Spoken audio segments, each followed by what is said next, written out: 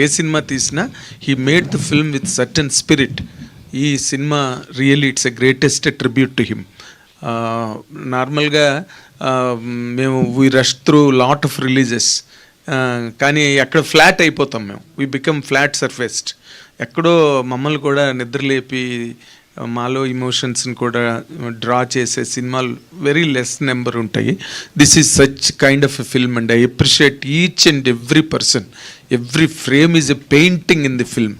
Every frame carried the emotion that is due particular point దగ్గర. మీ performance అయితే excellent. ఎందుకంటే మంచి యాక్టర్స్ ఉన్నప్పుడు, మంచి పెర్ఫార్మెన్స్ ఉన్నప్పుడు ఇలాంటి కథలు అనురాగ్ లాంటి వాళ్ళు రాస్తారు, వస్తాయని నమ్మకం ఈ సినిమాతో కలిగింది. కానీ but one it comes to the point of your career, నార్మల్గా ఇన్ని సినిమాలు చేసిన తర్వాత ఇలాంటి క్యారెక్టర్ చేస్తున్నప్పుడు ఆ ఇమోషన్ని మోర్ పర్టికులర్గా నేనే, మీరు పేరు చెప్పడానికి మొహమాట పడ్డారు కానీ నేనే రిఫర్ చేశాను మీకు ఆ సీను.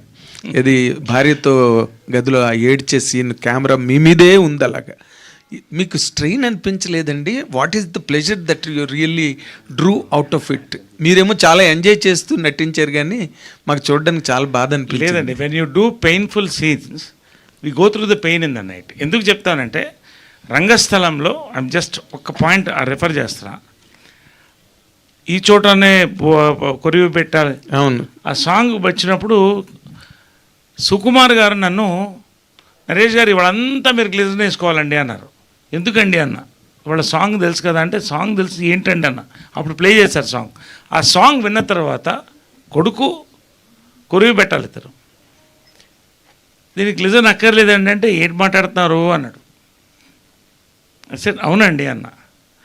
దాదాపు more than half a day నాకు ఎంత వాటర్ ఉంటే బ్రెయిన్లో అంతవరకు I went on crying. Because ఎలాంటి సిచ్యువేషన్స్ నేను తలుచుకుంటుంటే ఏడుచుంటాను మీరు ఊహించండి. అంతకని నేను చెప్పదలుచుకోవాలి. Exactly method actors going to that.